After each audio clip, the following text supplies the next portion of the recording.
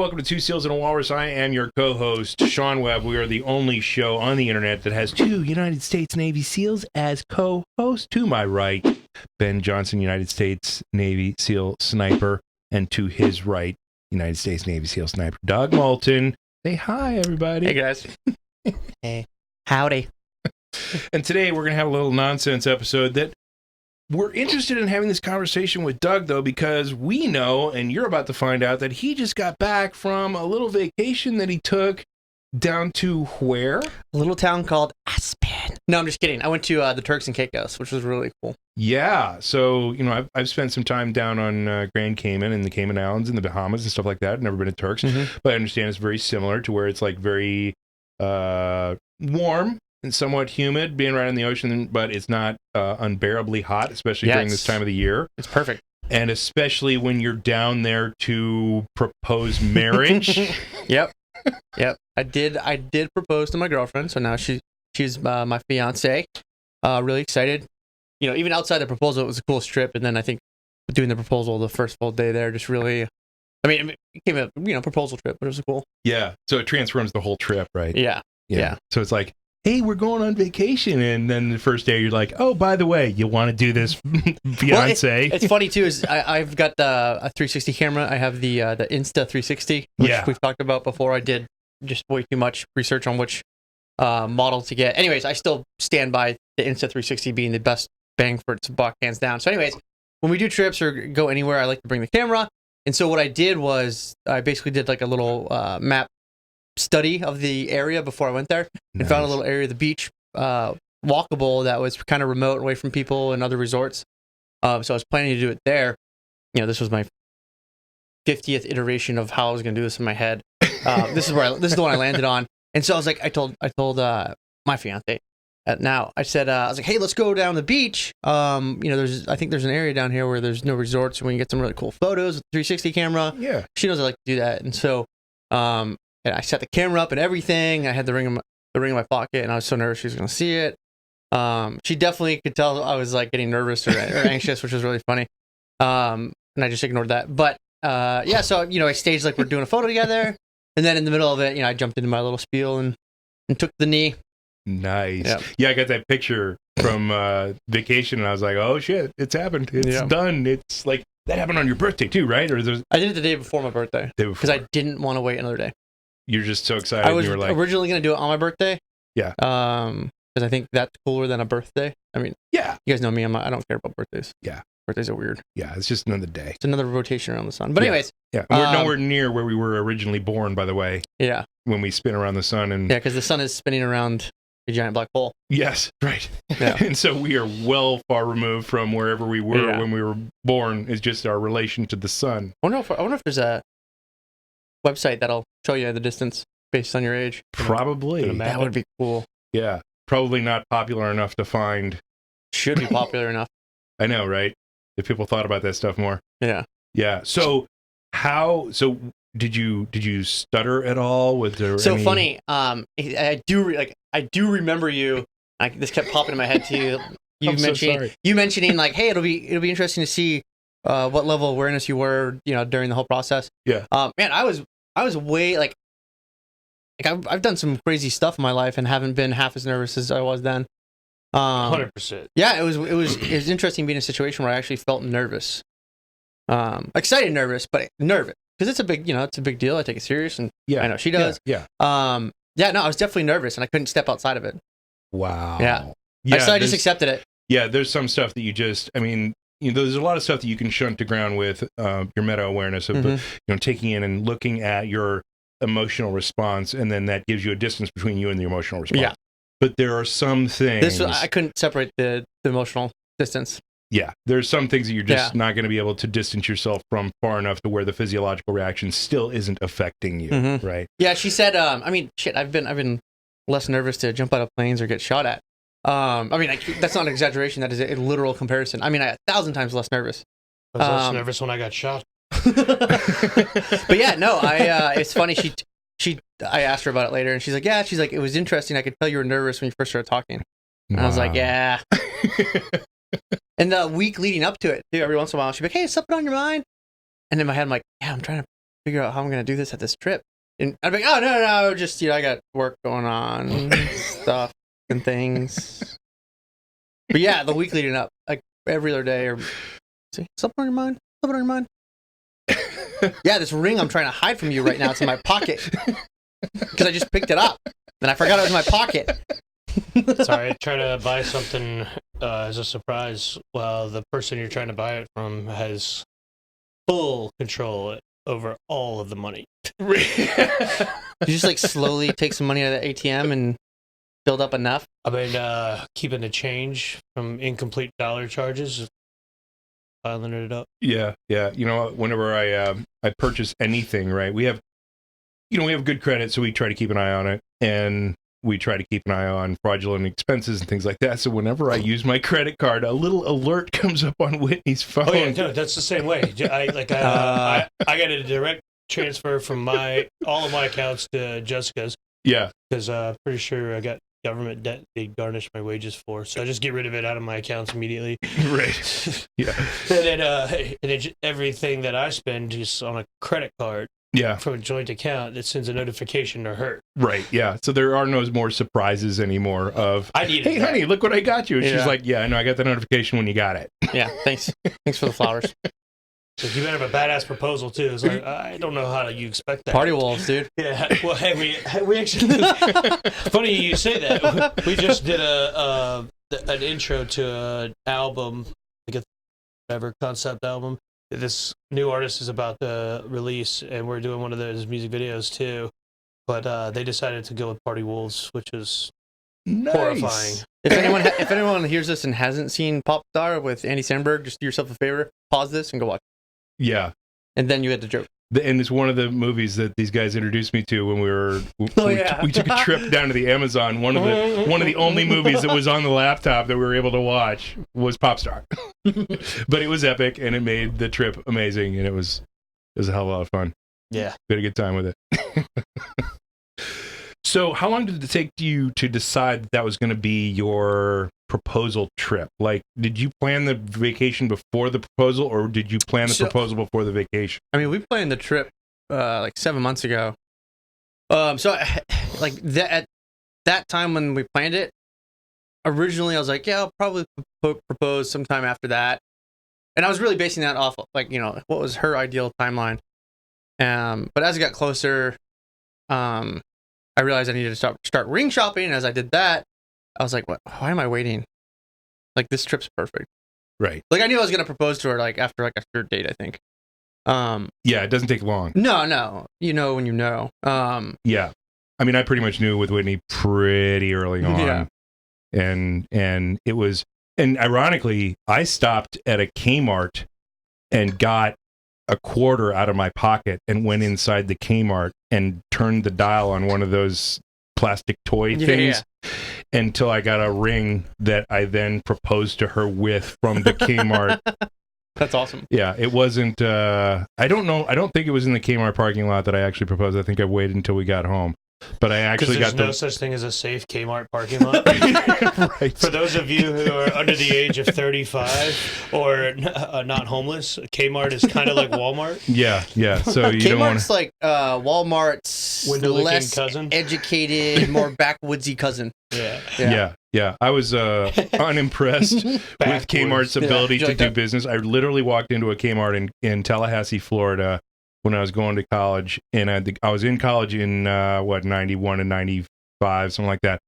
And I literally saw a brand new television that had never been sold on the shelf at Kmart, that was manufactured in 1987 and was literally falling apart. And it still had the original, not knocked down price, not discounted price on. You could buy the TV, but you couldn't buy it for any less, because that was the SKU, that was the price. No one had made a command decision to say that TV needs to go because it's putting a chink in our armor. Because Magnavox isn't a company anymore. Good Lord. Right, exactly. And so, so that's what we're talking about when we talk about stopping at Kmart to get a ring out of the. But that's how I proposed. Kmart actually was I got my first RC plane from a Kmart. Oh wow! There was like a random bin. Like, I don't think it should have been in there. Right. Because it was like $5 for an RC plane. Right. Yeah, I was like, mine? Yeah, totally. Yeah. And that was the first RC plane I had. Although I got to tell you, the Kmart blue light specials were always amazing specials when the blue light would roll around and you'd have to look for it. And this happened when I was a kid, and you ran. Whenever it happened in the toy section, you always ran because it was like something awesome for $1, and you found the blue light under the blue lights. But, my luck, it was always, in the fucking fabric aisle or something. Like when my mom and I were shopping, it's like, the blue light special in the fabric department. My mom would be like, "Oh, we're going." I'm like, "Fuck that." The poor colorblind kids never get the discount. So you said your fiance had some type of a schedule or an optimal schedule on. I'm kind of paraphrasing, like what I deduced her ideal timeline to be. Yeah. 'Cause she's moving in a couple months. So I was thinking of maybe a little closer to that or just after that. Yeah. But then I was like, no, we already know we're going to, we talked about marriage, engagements, stuff like that. Yeah. It's funny, though. She thought I was going to do it over Christmas. Oh. She goes, I really thought you were going to do it around Christmas. She goes, I didn't think you'd do it on the strip. Whoa. Yeah. So she was a little surprised. Yeah, because I got some really nice stockings for The beach? us. No. For Christmas to hang over the fireplace, you nitwit. And I'm like, are we going back to the 1920s here? Yeah. For some reason, stockings? she thought I was going to put it in the stocking. I don't know why. Yeah. I was like, no, that's where candy goes. What? Just get a black box and hide it under a bunch of lumps of coal. Why would I put something non-edible in a stocking? Yeah, I know. I was like, get candy in there and knickknacks. So, you like knickknacks? Yeah. Well, I got to tell you that, Whitney also had some type of timeline, is why I asked, because she was like, did she state it? Or is my fiance, she never stated it. It was just kind of what I guess inferred, or she inferred, or. I think she actually said something, because we'd been dating only for like 8 months at the point that I proposed to her, and she goes, well, I think she said something about it. I can't remember what it was. Soft, maybe. Right, yeah. Ask me again in 4 months. No, it wasn't like that. It was like, okay, yes, even though I think we should be dating more than a year or something like that, but she accepted, she's like, yeah, I feel it too. So we kind of knew that, and we also knew, having past relationships and things like that, like, this is my second marriage, to be completely candid, and I'm going to write a book in the future book plug, called Skip Your First Marriage. Right, because I did. We all go into marriage a lot of times here in America, at least, with the idea that it's a portion of the equation of happiness that you need to be, house plus spouse plus 2.5 kids plus whatever, all that bullshit to create your external conditions for happiness. And so you jump into marriage, and in fact, in the Midwest, where I came from, a lot of times it's, you graduate high school and you start to go to college, where you can start dating people that you will become your spouse. So on a timeline I of totally had that mentality. About 23, you're going to be looking to get married, and or you start a job and you start dating people to look forward to get married to one of those folks. And so it's like the next step after your secondary education is start looking for a spouse, which is bullshit, and it's the wrong way to go about things. Oh yeah.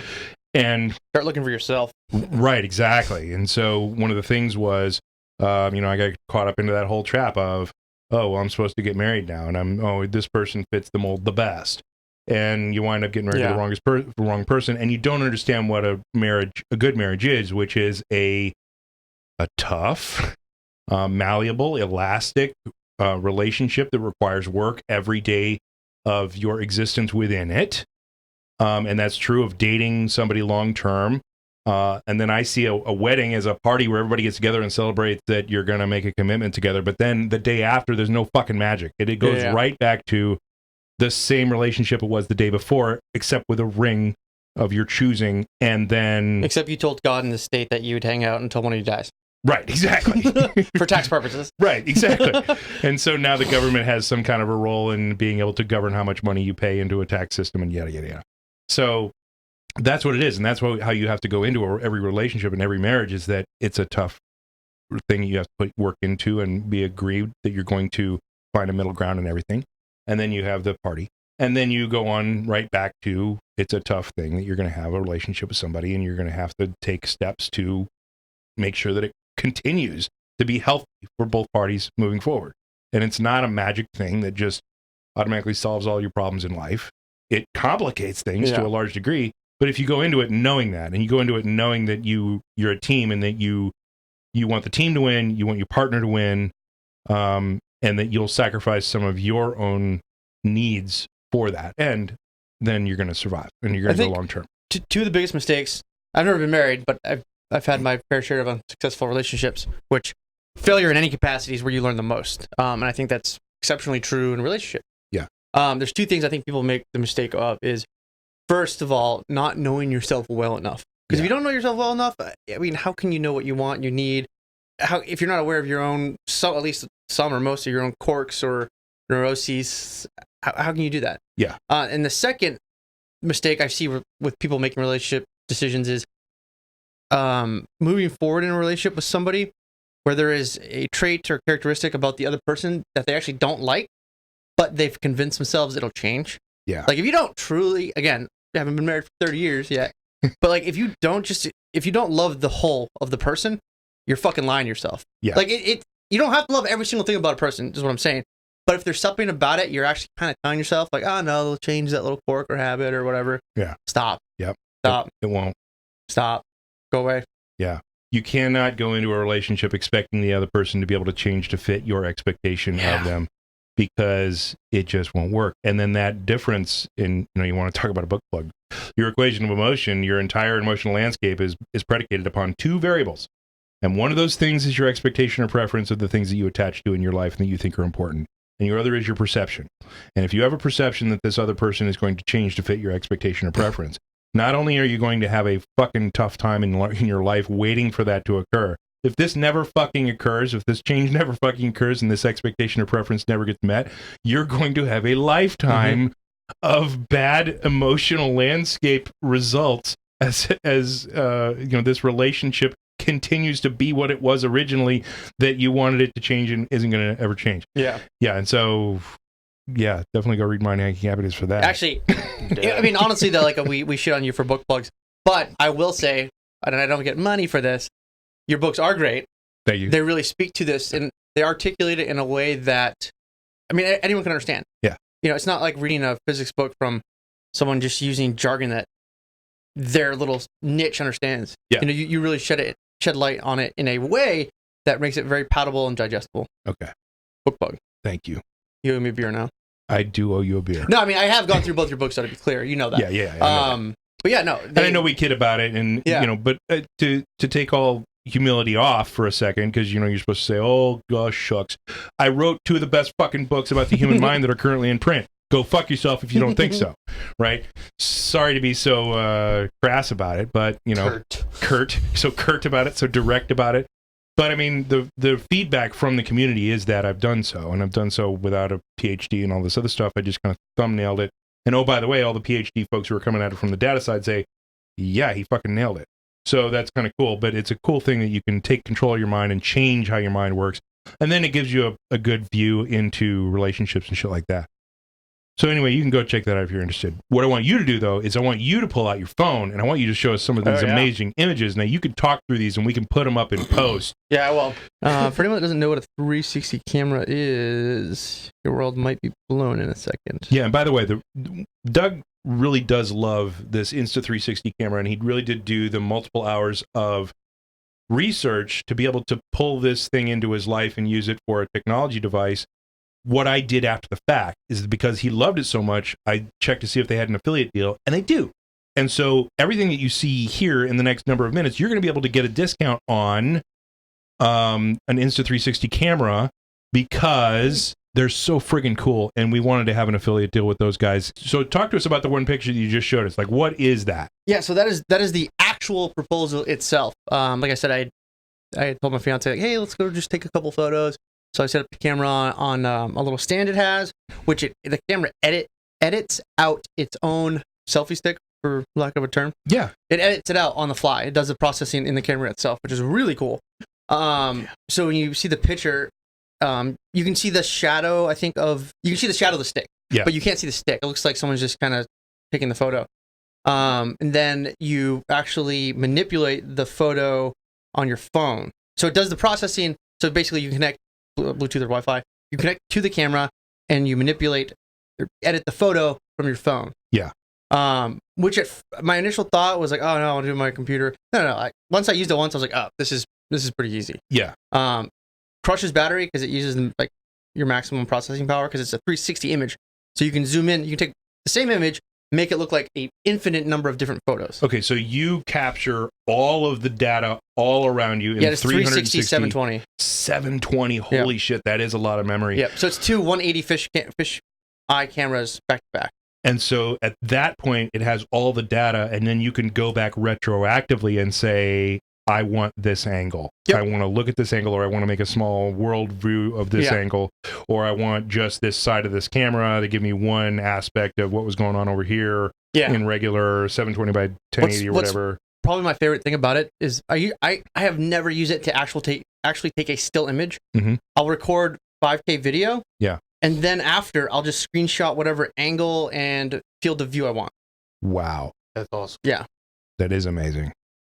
I love that kind of stuff. Since you're doing all the processing with the pictures and stuff on your separate devices, does it save the battery life on the camera better? I don't know. I mean, it definitely eats a little more battery. But worth it. It's not bad. Yeah.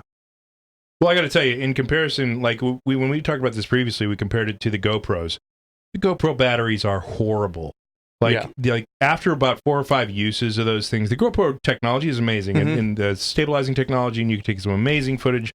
But after about 4 or 5, respawns of that battery or recharges of that battery, it's only worth like 20 minutes of shooting at most. Yeah. It's supposed to be an hour or more, and then it winds up being 20 minutes. Then you got to, your GoPro video dies in the middle of it. Like if you're on a long run in skiing and you've already had 10 minutes of shooting, and it takes you 15 minutes to get down the run, your video is quit in the middle of your recording, and you don't even know it. You don't even get to the bottom of it. You think it's still recording, and it's dead. Part of the problem with that is, companies like GoPro, they're a camera company. They're not a battery technology development company. Yeah.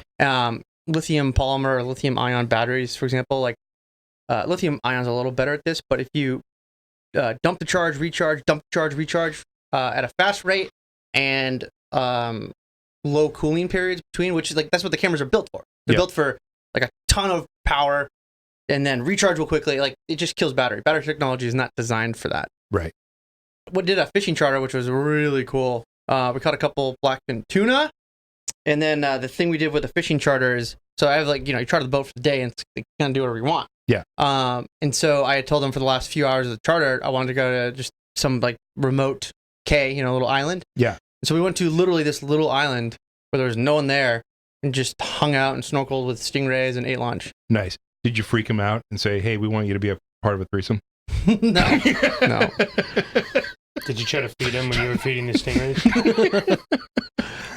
So I got some pictures from the island that will pop up. Some really cool. I'll show you some we have here. It's the same image. It's just different angles, field of views, and perspectives from the same image. It's really cool. Then I got some really cool. I love when we were in Peru. I got some cool photos of us on that boat. Yeah, man, 360 images from a watercraft, I think, are one of the coolest things ever. Yeah, for sure. Yeah. When you take an image and then the rest of everything around you is just water. Yeah, you make it into a little tiny planet. Yeah. It's like, hey, it looks like Earth. Yeah, it's a really great camera. It's I think middle high road as far as cost. Man, you can't beat it though. Yeah. It does the stabilization just like all the other ones do. So if you take video with it, it looks crazy fluid. Yeah. It's amazing. One of the things that I saw on the website that I haven't seen you do yet, they have a case that's you can throw it. Oh, I know what you're talking about. Yeah, and the video. It's super cool. Yeah, will continue to roll. I throw the camera in the dive case. So I'll take the camera in the dive case, for example, and I'll throw that sucker. I'll throw it in water though, because it's meant to. Yeah. Yeah, sorry. Just right into a brick wall. But no, when it's in the air, it's unreal. So now, how are you going to rectify that you are super techie, and that your wife isn't as super techie, or is she? No. My wife isn't super techie at all. No. and she started to complain in the second decade of our marriage. She's like, you always have to have the latest technology. You always have to have the the best of whatever it is. And I'm like, okay, so for for two reasons. You knew this before you married me because one, it was on my online dating profile, and you actually requested, if you recall, a tech geek or someone who was, a little geeky like that. So you did this to yourself. But second, I was like, it's my life philosophy that you spend a little bit more money to get the thing that is not going to break. Yeah, I mean, you know how it is. Most of the times with tech, you get what you're for. Right. Yeah. And so there's going to be some times in your life where you're going to want to spend thousands of dollars on something and your wife's going to freak out about it. Yeah, I know how that's going to go. It's one I'm going to have to justify. Nah. Not once. I know how it's going to go for me. That ain't my floor. I didn't pay for no floors. So how do you see that playing out in your future life? One, it has to be a team decision. Yeah. True. Two, it has to be financially sound, like we can afford it. Yeah. And if it's like tech, I'm probably going to understand why that one and why not it's, 8 competitors. Yeah. And how it'll benefit the group. We need this thing because it's really cool. The Wii is such a powerful component. What's this Wii shit? You got a mouse in your pocket? Slamming salmon. Boom. I decapitated him. Yep, I think it decapitated. Whatever, motherfucker. Have you seen Slammin' Salmon? No, I haven't. It's the same group from Beer Fest. Okay. But they're all waiters in a restaurant. And what's the guy's name? The champ. Who's his name? What's his name? Michael Clark Duncan. Oh my god. He's the I guess antagonist. Yeah, I don't know. He kind of drives the story too. Yeah. It's tough. Yeah, he does. He drives it, but he's also anyways. So underrated. So underrated. He's a former boxing heavyweight champion, and he started a restaurant. Okay. And it's just called really, it's really eccentric. It's called the Slammin' Salmon. And he's pretty much completely illiterate, and he just runs he has around, Dunning-Kruger effect. Yeah, okay. He runs around making preposterous circumstances in his restaurant and incentivizing them with $10,000 cash and trips to the Bahamas and stuff. Yeah. All the waiters are just acting. And if you've foolish. ever waited in a restaurant, it kind of resonates. Yeah, it's just especially Zongo. Oh god, Zongo! Dude, that's seriously one of my top 10 funniest movies I've ever seen. Hands down. Hands down. Oh my god. See, now there's a whole generation gap here because I'd have to put a lot of the movies from the 80s when you guys were just being born or before you were born into that category, because I'd be like... What's a funny movie from your childhood then? Okay, so Spaceballs would probably be one of those. Yeah. Caddyshack would probably be on that classical list. Airplane would be on that list. Those are great movies. Yeah, they are amazing. And are before you were born, which fucking freaks me the fuck out. It's like, Jesus Christ. I was enlisting in the military when you fuckers were breastfeeding. It's like, holy shit. Jealous? Nice. I'll have what he's having.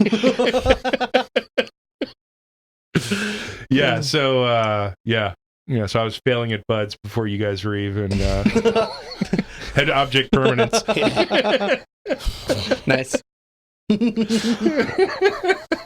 Speaking of titties. Yes, I'm the weakling of the bunch. I'm the person who popped my right bicep carrying a boat down to the lake on our last fishing trip. We can't really knock you because we're all either engaged or married or getting married again. Yeah. There ain't 10 brain cells between the three of us. We are all gluttons for punishment. Yeah, we're good though. I mean, you don't learn much by not failing. No, that's true. That's true. I learned that my bicep is weak. Yeah, the difference. I always say the difference between damn it, the difference between failure and experience is there is no difference. Remember the lesson? Yeah. What? Yeah. All right, guys. Well, we're going to call it a day on this episode. We hope you enjoyed this little conversation and this peek into our personal lives, and also this selfless plug episode where we plug just about everything that we can make profitability on. Plug episode. Yeah, plug episode. Name it. So anyway, check out the next couple of episodes. We're going to have some awesome guests coming down the pipe for you and have some really interesting conversations that can get extremely intellectually tiring. So we allow ourselves a little bit of decompression on these types of episodes where we talk about just bullshit and had a good time doing it. We hope you guys agree.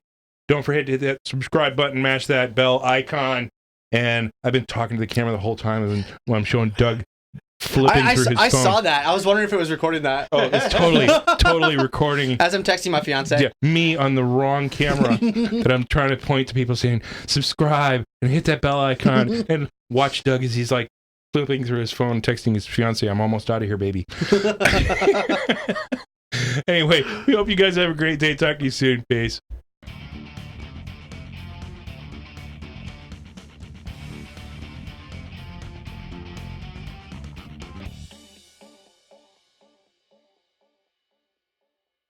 ¿Dónde está mi teléfono?